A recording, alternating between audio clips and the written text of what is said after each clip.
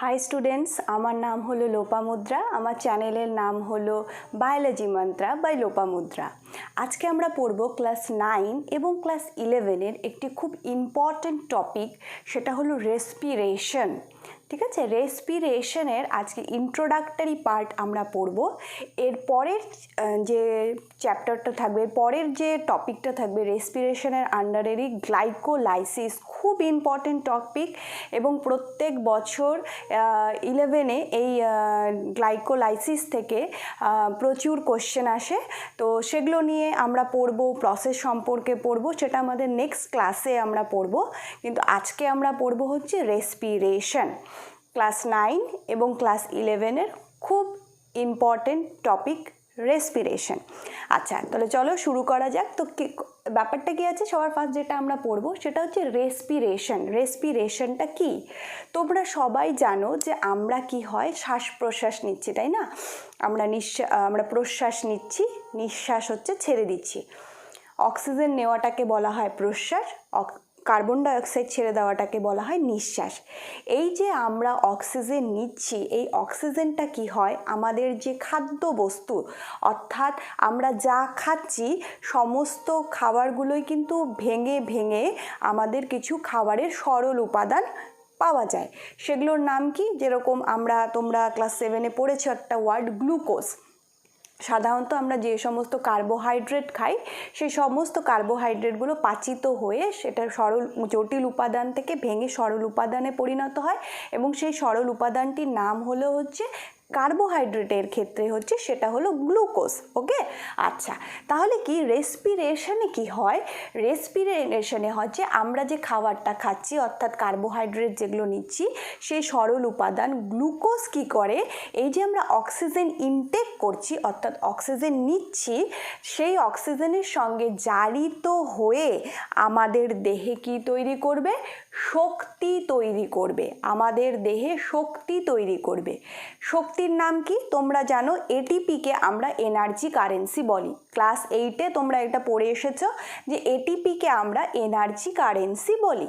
তাহলে এই খাবারটা যে আছে, এই খাদ্যের যে সরল উপাদান আছে সেটা কি করবে? অক্সিজেনের সঙ্গে জারিত হয়ে আমাদের কি করবে? আমাদের তৈরি করবে হচ্ছে শক্তি। যে শক্তি দিয়ে কি করি আমরা? বিভিন্ন রকমের যে আমাদের জৈবনিক কাজ সেটা আমরা করি। তাহলে এই শক্তি উৎপাদনের একটা পদ্ধতির নামই হচ্ছে রেসপিরেশন। ঠিক আছে, রেসপিরেশনের তাহলে হচ্ছে যদি সংজ্ঞা তুমি বলতে চাও তাহলে সেই সংজ্ঞাটা কি হবে?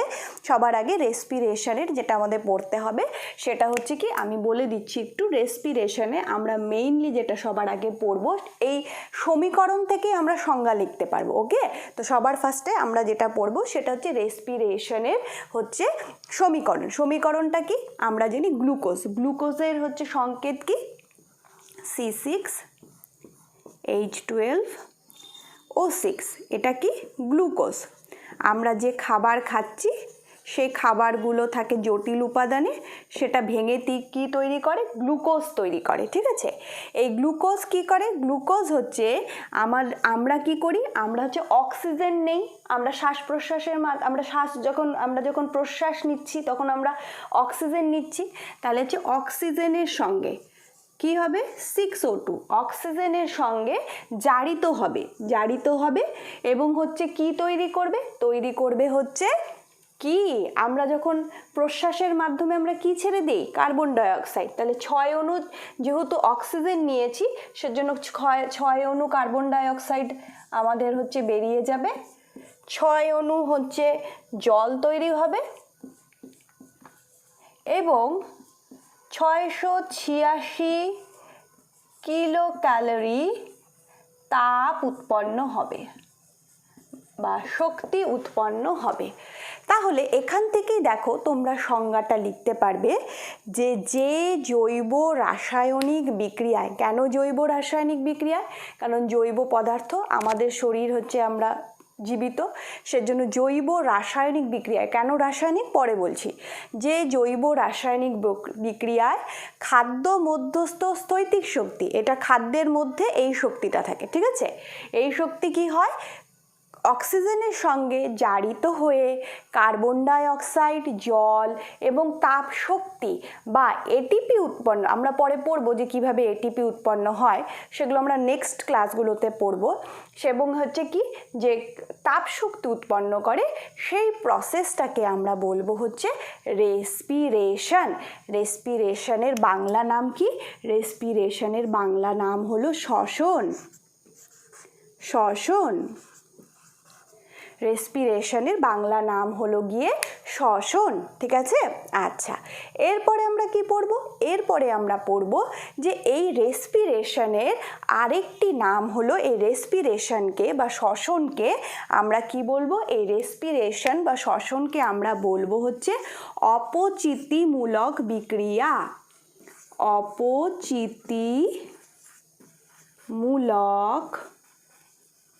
বিক্রিয়া।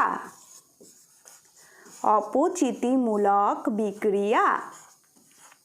আচ্ছা, অপচিতিমূলক বিক্রিয়া, তাহলে এক্ষেত্রে কি হচ্ছে? আচ্ছা, চলো দেখা যাক অপচিতিমূলক বিক্রিয়ার ক্ষেত্রে কি বলেছে। যে বিক্রিয়ার ক্ষেত্রে জীবদেহের শুষ্ক ওজন হ্রাস পাবে তাকে আমরা বলবো অপচিতিমূলক বিক্রিয়া। তাহলে কি বললাম? আরেকবার রিপিট করছি, যে বিক্রিয়ার ক্ষেত্রে জীবদেহের শুষ্ক ওজন হ্রাস পাবে। দেখো এখানে কি হচ্ছে, এখানে আমাদের যে খাবারটা আছে, খাবারটা জারিত হচ্ছে, তার মানে খাবারটা আস্তে আস্তে জারিত হয়ে কি হবে? খাবারটা আস্তে আস্তে জারিত হয়ে কিন্তু নিঃশেষ হয়ে যাবে। কারণ কি? শেষ হয়ে যাবে, যার ফলে কি তৈরি হচ্ছে? তাপ তৈরি হচ্ছে। সেজন্য আমাদেরকে সবসময় বলা হয় না, ছোটবেলার থেকে তোমরা একটা লাইন পড়েছো যে আমরা শক্তি পাই কোথা থেকে? আমরা শক্তি পাই খাদ্য থেকে। তো কেন বলে খাদ্য থেকে, সেই জিনিসটাই আমরা আজকে পড়বো। এই লাইনটা কিন্তু তোমরা ছোটবেলার থেকে পড়ে আসছো, তাই না? যে আমরা শক্তি পাই খাদ্য থেকে। তো কেন খাদ্য থেকে আমরা শক্তি পাই সেই জিনিসটাই আমরা এখানে পড়বো। তাহলে এই যে খাদ্য, এই যে গ্লুকোজ, সেটা কি হচ্ছে? অক্সিজেনের সাথে পুড়ে যাচ্ছে, পুড়ে গিয়ে কি তৈরি করছে? তাপ তৈরি করছে। তোমরা যখন আগুন ধরাও, কাঠের মধ্যে যখন আগুন ধরাও, আগুন ধরিয়ে আমরা যখন হাত এরকম করে গরম লাগে না, তেমনিও ঠিক যে আমাদের এখানে খাবারটা, সেটা এই আগুন মানে অক্সিজেনের সাথে পুড়ে গিয়ে কি তৈরি করছে? তাপ উৎপন্ন করছে। তো যার ফলে কি খাবারটা জারিত হচ্ছে, তার ফলে কি হচ্ছে? জীবদেহের শুষ্ক ওজন হ্রাস পাচ্ছে। সেজন্য শ্বসনকে আমরা বলি হচ্ছে অপচিতিমূলক বিক্রিয়া। পরীক্ষার সময় ক্লাস 9-এর জন্য বলছি যে পরীক্ষার সময় তোমাদের প্রশ্ন আসতে পারে যে কেন শ্বসনকে অপচিতিমূলক বিক্রিয়া বলা হয়। তাহলে সেক্ষেত্রে এটা মনে রাখবে যে জীবদেহের শুষ্ক ওজন হ্রাস পায়, সেই কারণে একে অপচিতিমূলক বিক্রিয়া বলা হয়। এরপরে যেটা আমরা পড়বো সেটা হচ্ছে কি যে শ্বসনের পর্যায়গুলো কি কি। তাহলে আমি এই বিক্রিয়াটা মুছে দিচ্ছি, ঠিক আছে? দেখি শ্বসনের পর্যায়গুলো কি কি। আচ্ছা, শ্বসন এই যে টোটাল প্রসেসকে আমরা 3টে ভাগে ভাগ করব। এই টোটাল প্রসেসকে, শ্বসনের যে প্রসেস আছে তাকে আমরা 3টে ভাগে ভাগ করব, যার প্রত্যেকটা ভাগের আলাদা আলাদা পার্টের আমি একটা ক্লাস নেব, ঠিক আছে? প্রথমটা কি? গ্লাইকোলাইসিস। গ্লাইকোলাইসিস। তারপরের পার্টটা কি? সেকেন্ড পার্ট হচ্ছে কি? Krebs cycle. Krebs cycle. Third part হচ্ছে কি? ইটিএস। ইটিএস এর ফুল ফর্ম কি? Electron transport system. Electron transport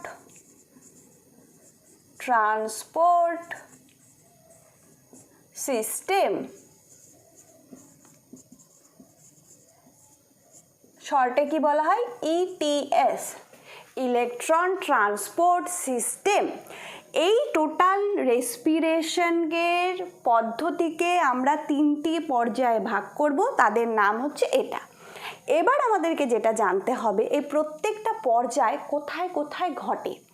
সবার প্রথমে মনে রাখতে হবে এই যে গ্লাইকোলাইসিস, গ্লাইকোলাইসিস কোথায় ঘটে? গ্লাইকোলাইসিস ঘটে হচ্ছে সাইটোপ্লাজমের মধ্যে। সাইটোপ্লাজমের মধ্যে। তাহলে আমরা একবার দেখিনি। ধরো আমাদের একটি কোষ, এই হলো কোষ, এটা একটা কোষ। এই কোষের ভেতরে কি আছে? এই কোষের ভেতরে হচ্ছে সাইটোপ্লাজম আছে। কোষের ভেতরে সাইটোপ্লাজম আছে, ঠিক আছে? সাইটোপ্লাজম কি? একটা তরল জেলির মতো পদার্থ, একটা তরল জেলির মতো পদার্থ, এর ভেতরে হচ্ছে সাইটোপ্লাজম আছে। কোষের গঠন তোমরা জানো, সাইটোপ্লাজম আছে। তাহলে এই সাইটোপ্লাজমের মধ্যে কে ঘটবে? গ্লাইকোলাইসিস প্রক্রিয়াটা হচ্ছে ঘটবে, ঠিক আছে। এইবার কোষের মধ্যে তোমরা জানো বিভিন্ন ধরনের কোষ অঙ্গাণু থাকে, তাই তো? কোষের মধ্যে বিভিন্ন ধরনের কোষের অঙ্গাণু থাকে, যেরকম কি গলগি বডি, যেরকম রাইবোজোম, যেরকম মাইটোকন্ড্রিয়া, যেরকম lysosome, plastid, endoplasmic reticulum, centrosome, এরকম বিভিন্ন কোষীয় অঙ্গাণু থাকে। সেরকমই একটা কোষীয় অঙ্গাণুর নাম হলো মাইটোকন্ড্রিয়া। তোমরা নিশ্চয়ই তোমাদের মনে আছে, মাইটোকন্ড্রিয়া হচ্ছে তোমার কি বলে, একটা আমরা বলেছিলাম যে কোন কোষীয় অঙ্গাণুকে কোষের শক্তিঘর বলা হয়? মাইটোকন্ড্রিয়া। কেন বলা হয়? এই যে এখানে সব কিছু ক্লিয়ার হবে। ক্লাস 8-এ থাকতে তোমরা পড়েছিলে না যে মাইটোকন্ড্রিয়াকে কোষের শক্তিঘর বলা হয়? এখন এই জিনিসগুলো তোমাদের ক্লিয়ার হয়ে যাবে। আচ্ছা, তাহলে আমি এখানে একটা মাইটোকন্ড্রিয়া আঁকাই।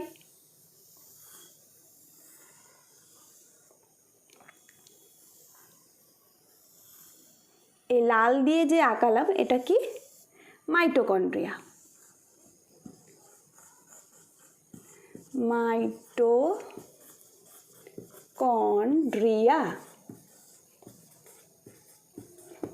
ওকে, মাইটোকন্ড্রিয়া। আচ্ছা, তাহলে হচ্ছে কি বলেছে যে মাইটোকন্ড্রিয়া। তাহলে এবার আমরা দেখি সেটা হচ্ছে কি।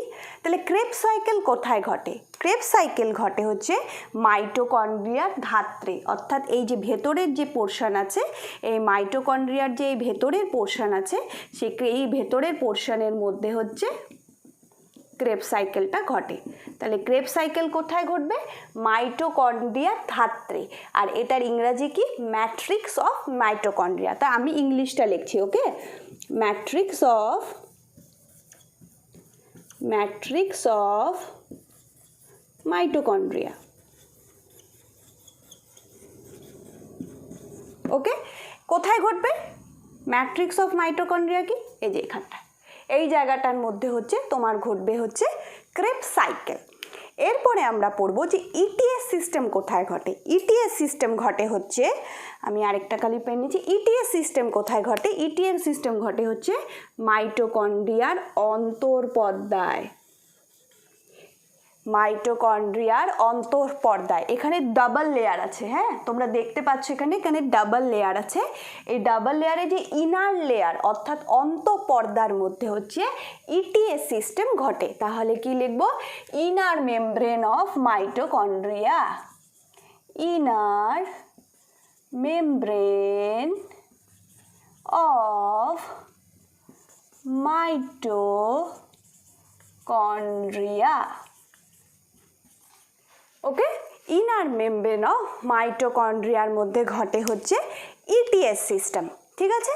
তাহলে বুঝে গেলে যে রেসপিরেশনের প্রত্যেকটা পর্যায় কোথায় ঘটে আর কেন এই কারণে মাইটোকন্ড্রিয়াকে কোষের শক্তিঘর বলা হয়।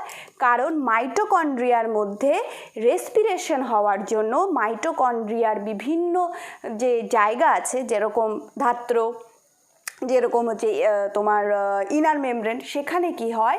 এটিপি উৎপন্ন হয়। সেজন্য কি হয় যে মাইটোকন্ড্রিয়াকে কোষের শক্তিঘর বলা হয়, ঠিক আছে। তাহলে এতটুকু তোমাদের ক্লিয়ার হয়ে গেল। এরপরে আমরা শ্বসনের, আমরা পড়েছিলাম রেসপিরেশনের এটা পর্যায়, প্রসেসকে 3টে ভাগে ভাগ করা হয়। এখন আমরা দেখব যে কি কি ধরনের রেসপিরেশন হতে পারে, ঠিক আছে। তাহলে এখন আমরা পড়ব যে কি কি ধরনের রেসপিরেশন হতে পারে। তো এই জায়গাটা আমি মুছে দিচ্ছি। কি করবো এবার আমরা পড়ব যে শ্বসনকে, অর্থাৎ কি কি প্রকার শ্বসন আমরা দেখতে পারি, ঠিক আছে। তাহলে চলো রেসপিরেশন বা শ্বসন কটি ভাগে ভাগ করা যায় সেটা আমরা দেখব। সবার প্রথমে যেটা আমরা পড়ব সেটা হচ্ছে সবাত শ্বসন। সবাত শ্বসন ইংরাজিতে কি বলা হয়? Aerobic respiration. Aerobic respiration. Aerobic respiration, ঠিক আছে, অ্যারোবিক রেসপিরেশন। আচ্ছা, এইবার হচ্ছে যেটা আমরা বলবো সেটা হচ্ছে কি, সেটা আমি একটু বলে নিই। এই দেখ, এখানে তোরা নাম শুনলে বুঝতে পারবি, কিন্তু নামটা শোনো তাহলে বুঝতে পারবে যে তোমাদেরকে কি বলতে যাচ্ছে বা তোমরা কি ডেফিনেশন লিখবে, নামের থেকে বোঝা যায়। অ্যারোবিক তার মানে কি, এখানে অক্সিজেনের দরকার হবে, তাই তো, অক্সিজেনের দরকার হবে। আচ্ছা, তাহলে সবাত শোষণে কি দেখ বলছে, সবাত শোষণ, তার মানে অ্যারোবিক রেসপিরেশন, তার মানে আমার কি হবে, আমার অক্সিজেনের দরকার হবে। আচ্ছা, তাহলে এটা আমরা কি বলবো, বলবো যে শ্বসনে বায়ুজীবী জীব, বায়ুজীবী জীব বলতে কি বোঝায়, বায়ুজীবী জীব বলতে যাদের বেঁচে থাকার জন্য অক্সিজেনের দরকার হয় তাকে আমরা বলবো বায়ুজীবী জীব। খুব যদি সিম্পল ফর্মে বলো তাহলে এটা হচ্ছে একদম নর্মাল, ঠিক আছে।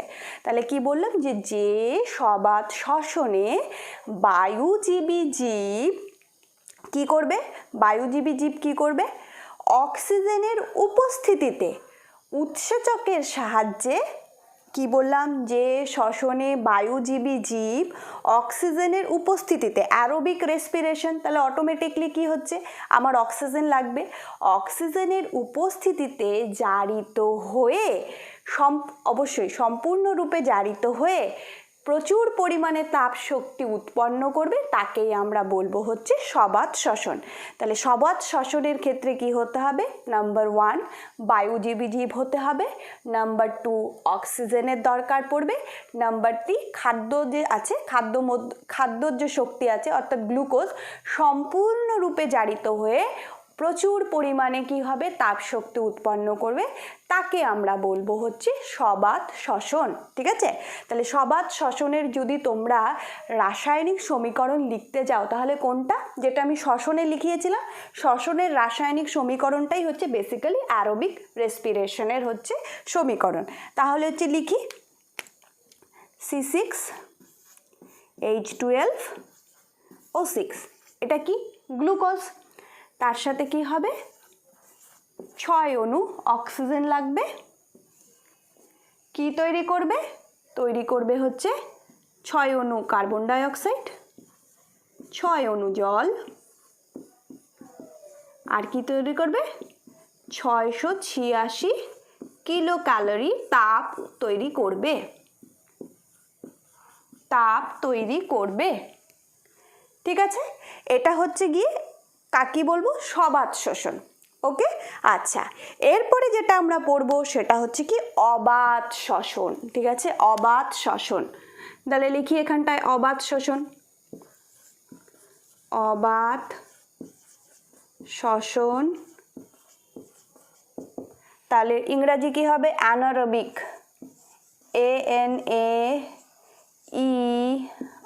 ANAEROBIC, anaerobic respiration, anaerobic respiration. এক্ষেত্রে আমি একটা কাজ করতে পারি, আমি এই 6H2টাকে এখানে লিখে দিই, তাহলে সুবিধা হবে। 6H2O।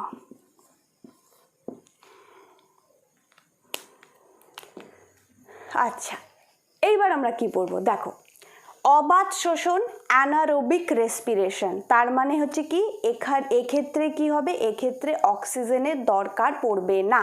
ঠিক আছে, অক্সিজেনের দরকার পড়বে না। তাহলে এবার দেখো কি বলছে, অবাত শোষণ কাদের মধ্যে ঘটবে, আগেরটা পড়েছিলাম বায়ুজীবী জীব হতে হবে, এবারটা কি হবে অবায়ুজীবী জীব, অবায়ুজীবী জীব।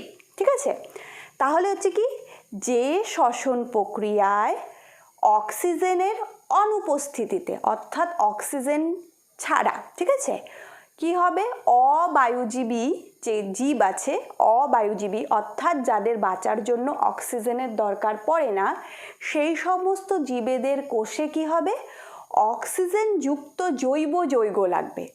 আমরা এখানে কি পড়েছিলাম, ডাইরেক্ট অক্সিজেন পড়েছিলাম, বাট এক্ষেত্রে কি হবে, অক্সিজেন যুক্ত জৈব যৌগের সাহায্যে কি হবে, এই C6H12 অর্থাৎ যে খাদ্যটা সেটা সম্পূর্ণরূপে সম্পূর্ণ হবে না, আংশিক রূপে হবে, সম্পূর্ণ বলবো না, আংশিক রূপে জারিত হয়ে অল্প পরিমাণে শক্তি উৎপন্ন করবে, তাকে আমরা বলবো হচ্ছে অবাত শ্বসন। তাহলে একবার সমীকরণটা দেখি, তাহলে তোমরা নিজেরাই বলতে পারবে, ঠিক আছে? তাহলে অবাত শ্বসনের ক্ষেত্রে কি হবে? শ্বসন বস্তু C6H12O6, তার সাথে কি হবে? অক্সিজেন যুক্ত জৈব যৌগ আমরা নিব। কি তৈরি করবে? একই রকম, কিন্তু যেহেতু জৈব যৌগ থাকবে, অক্সিজেন যুক্ত জৈব যৌগ থাকবে, সেজন্য কি হবে? 6O2 তো থাকবেই, 6H2O থাকবে, প্লাস আরেকটা কি থাকবে? 50 কিলো ক্যালোরি শক্তি উৎপন্ন করবে। তাহলে দেখো, আরেকবার রিপিট করছি, কি বলছি? অবাত শ্বসন, তার মানে এক্ষেত্রে কি অক্সিজেনের অনুপস্থিতিতে হতে পারে, বা অক্সিজেন হচ্ছে জৈব যৌগের মাধ্যমে থাকতে, অক্সিজেন যুক্ত জৈব যৌগ লাগবে। এখানে দেখো ডিরেক্ট অক্সিজেন, আর এখানে অক্সিজেন যুক্ত জৈব যৌগ। সে কি করবে? যে খাদ্য, যে অর্থাৎ যে গ্লুকোজ, শ্বসন বস্তু যে আছে, খাদ্য বলবো না আমরা, শ্বসন বস্তু যে আছে, সে শ্বসন বস্তু হচ্ছে কি গ্লুকোজ, তাকে কি করবে? জারিত করবে, এবং করে কি তৈরি করবে? দেখো 6CO2 and 6H2O তো এই দুটোর মতোই আছে, অবাত শ্বসনের মতোই আছে, সেক্ষেত্রে হবে। প্লাস এখানে কি আছে? 686 ক্যালোরি, মানে 686 কিলো ক্যালোরি তাপ উৎপন্ন হবে। এখানে তাপের পরিমাণ দেখো মাত্র 50 কিলো ক্যালোরি, তার মানে খুব অল্প পরিমাণে তাপ উৎপন্ন হবে। এবং যেহেতু অক্সিজেনযুক্ত জৈব যৌগ আছে, তার মানে পুরোটা সে হয় না, আংশিক জারিত হয়, সেক্ষেত্রে জৈব যৌগটা অল্প পরিমাণে এখানে থাকবে। তাহলে C6H12O6, 12NO3, 12NO2, NO3 থেকে NO2 হলো, 6H2O, 6H2O, 6CO2 অর্থাৎ কার্বন ডাইঅক্সাইড, এবং 50 কিলো ক্যালোরি তাপ উৎপন্ন করবে। এক্ষেত্রে মনে রাখতে হবে কোষটা হতে হবে অবায়ুজীবী জীব। অবাত শ্বসনের ক্ষেত্রে বায়ুজীবী, এক্ষেত্রে অবায়ুজীবী জীব। ওকে, আচ্ছা, এরপরে যেটা আমরা পড়বো সেটা হচ্ছে কি? সেটা হচ্ছে সন্ধান, বা এটারই 3 নাম্বার পার্ট, সবাত শোষণ, অবাত শোষণ, পরেরটা হলো গিয়ে সন্ধান।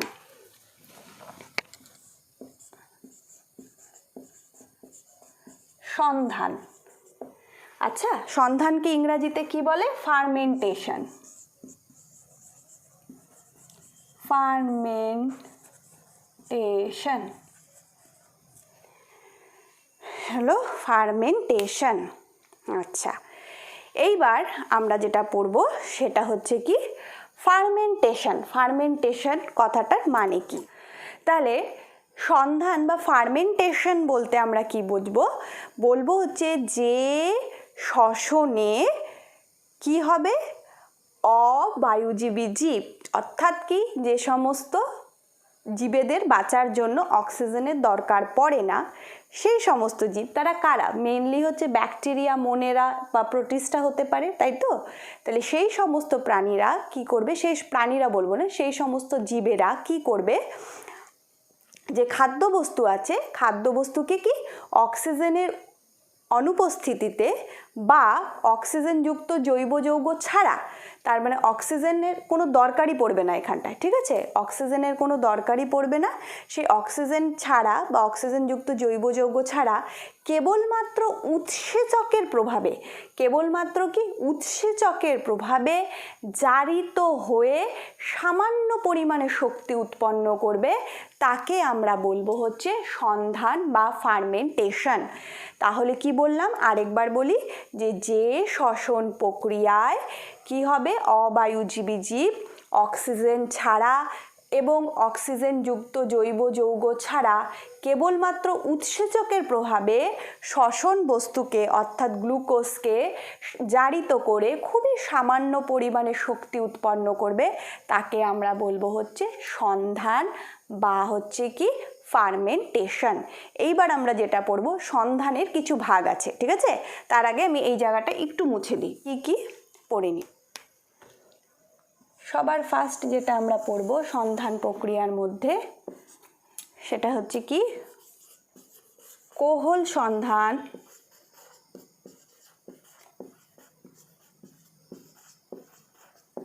বা ইথাইল অ্যালকোহল সন্ধান।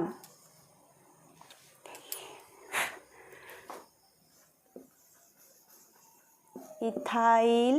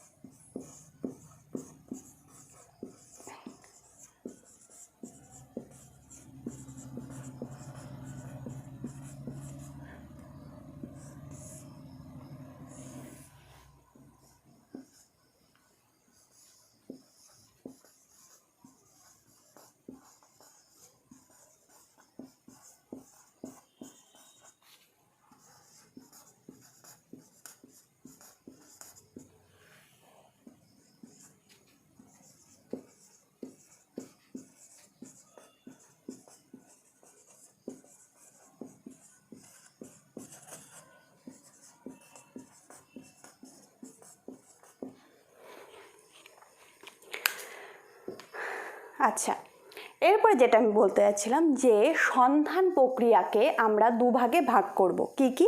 একটা কোহল সন্ধান বা ইথাইল অ্যালকোহল সন্ধান, আরেকটা হচ্ছে ল্যাকটিক অ্যাসিড সন্ধান। ল্যাকটিক অ্যাসিড সন্ধানকে আমরা পরে আবার দুই ভাগে ভাগ করব, হোমোল্যাকটিক সন্ধান এবং হেটারোল্যাকটিক সন্ধান, ঠিক আছে? তো সবার প্রথমে আমরা যেটা পড়ব সেটা হচ্ছে কি যে কোহল সন্ধান বা ইথাইল অ্যালকোহল সন্ধান কি। দেখ, এখানে তোরাই বুঝতে পারবি ইথাইল অ্যালকোহল সন্ধান, ঠিক আছে? তোমরা কিন্তু নিজেরাই বুঝতে পারবে। তো ইথাইল অ্যালকোহল তার মানে কি, যে যেই পদ্ধতিটা আমরা করব ইথাইল অ্যালকোহল তৈরি হবে, এটা আমার মাথায় রাখতে হবে। ইথাইল কোহল সন্ধান, ইথাইল অ্যালকোহল সন্ধান, তার মানে ইথাইল অ্যালকোহল তৈরি হবে, মোদ্দা কথা ইথাইল অ্যালকোহল তৈরি। তো সন্ধানের কি বলেছিলাম, শ্বসন বস্তু উৎসেচকের মাধ্যমে জারিত হবে, ঠিক আছে?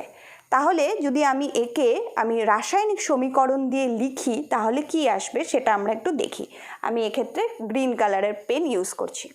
তাহলে কি হবে, শ্বসন বস্তু C6H12O6 দেখা যাচ্ছে, দেখা যাচ্ছে। আচ্ছা, C6H12O6 এ কি করবে, জারিত হবে। জারিত হওয়ার জন্য কি লাগবে, অ্যাডিনোসিন ডাইফসফেট 2ADP, তার সাথে কি হবে, ফসফেট যুক্ত হবে।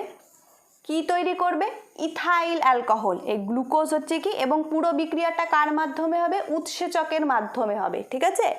উৎসেচকের মাধ্যমে হয়ে কি তৈরি করবে, C6H12 কি তৈরি করবে, ইথাইল অ্যালকোহল তৈরি করবে। তার ইথাইল অ্যালকোহলের সংকেত কি, ইথাইল অ্যালকোহলের সংকেত হচ্ছে C2H5OH প্লাস 2 অণু এটিপি তৈরি হচ্ছে, 2 অণু এডিপি খরচ করেছি, তাহলে 2 অণু এটিপি তৈরি হবে, এটিপি, এবং কার্বন ডাইঅক্সাইড তৈরি হবে।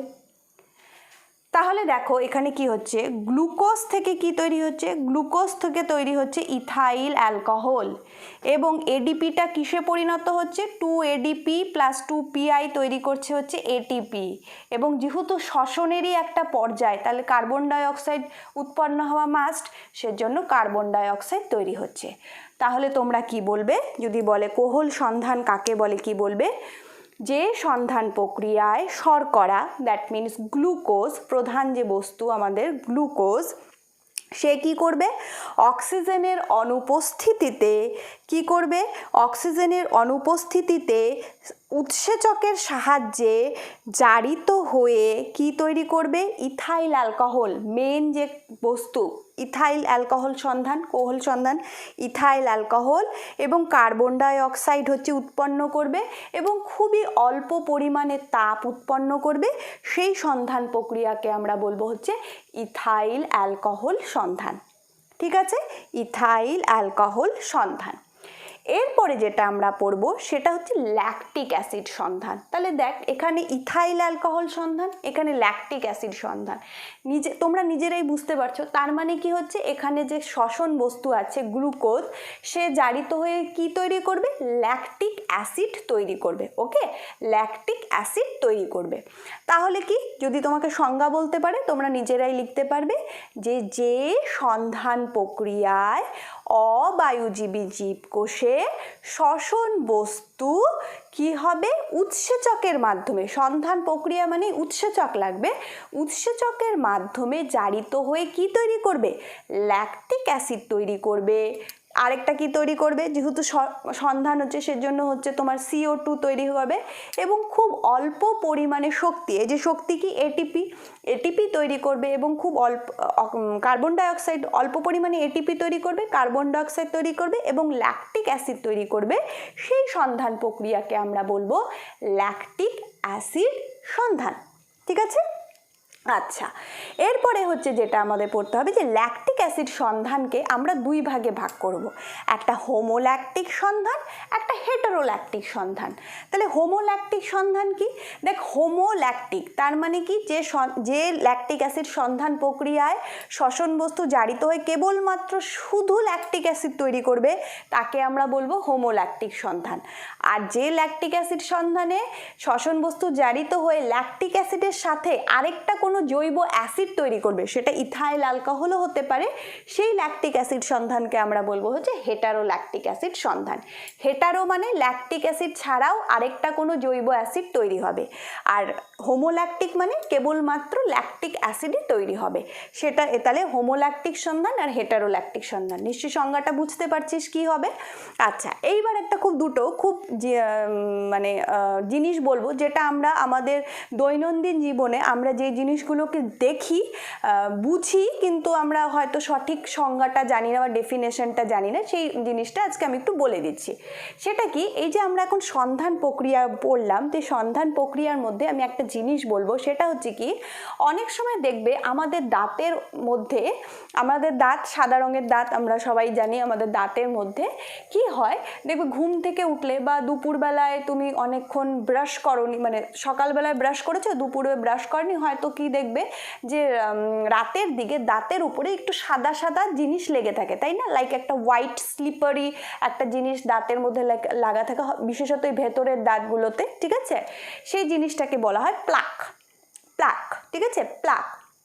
তো সেটা কি হয়, সেটা হচ্ছে মেনলি এক ধরনের ব্যাকটেরিয়া আছে, স্ট্রেপ্টোকক্কাস ব্যাকটেরিয়া, সেই ব্যাকটেরিয়া কি করে, এই ল্যাকটিক অ্যাসিড সন্ধান করে, বিশেষত হোমোল্যাকটিক অ্যাসিড সন্ধান করে।